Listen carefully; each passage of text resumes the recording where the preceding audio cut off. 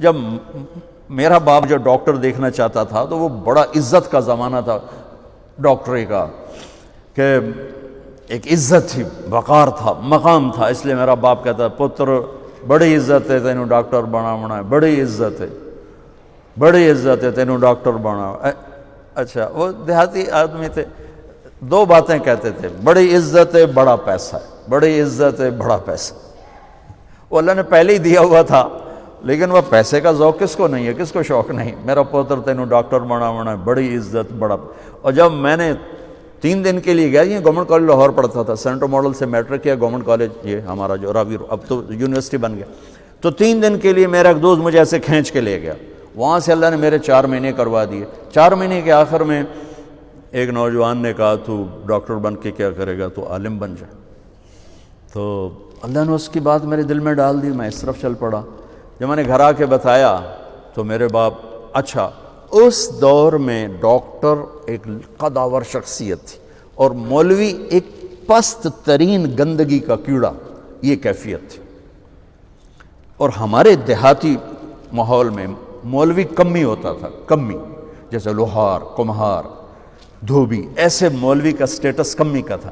تو میرا باپ کہے تو کمی بڑوں ہیں، تو میری نک وڈھاؤں ہیں، تو کرو کی ہیں، تو مینوں کسے پاسے ران دیونا ہے، جیون دیونا ہے کہ نہیں جیون دیونا۔ سارے علاقے دے ذمہ دار جو ہیں مینوں لانتاں کریں دیں کہ تیرا پوتر تو مولوی بندا پیا دا، بن سی کی۔ تو 23 نومبر 1972 صبح 8-9 بجے کا ٹائم تھا، میرے باپ گھر میں آئے، وہ ذمہ داروں والی چادر پہنی ہوئی بڑی اور چولا کھلا، پگڑی کھول کے یہاں رکھی ہوئی، تو مجھے دیکھتے ایک دم غصے میں آ گیا، یہ تو مولوی بننا ہے تو میرے گھر چوں نکل جا، زور سے کہا، یہ تو مولوی بننا ہے تو میرے گھر چوں نکل جا۔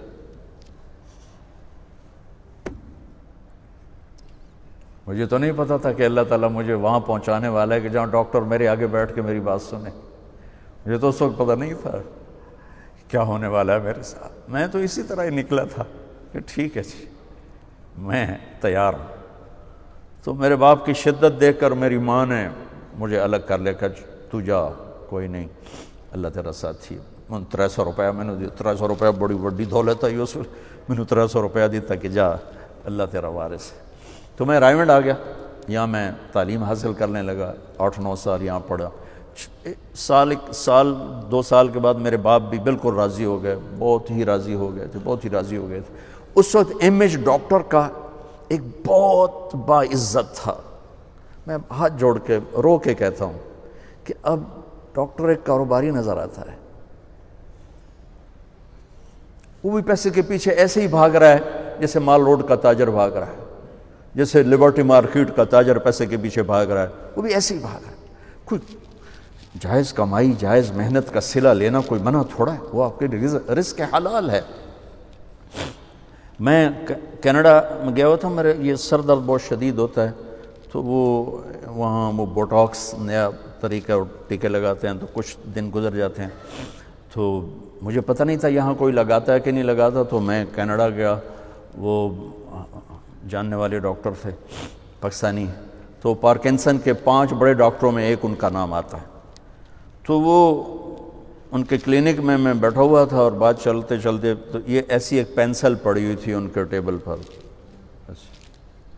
تو وہ یوں پینسل اٹھا کے مجھ سے کہنے لگے مولانا یہ ایک پینسل میں کسی کمپنی کے ایجنٹ سے لے لوں تو میں بلیک لسٹ ہو جاؤں گا، ایک پینسل میں کسی کمپنی کے ایجنٹ سے لے لوں تو میں بلیک لسٹ ہو جاؤں گا، میں کلینک نہیں کر سکتا اس کے بعد۔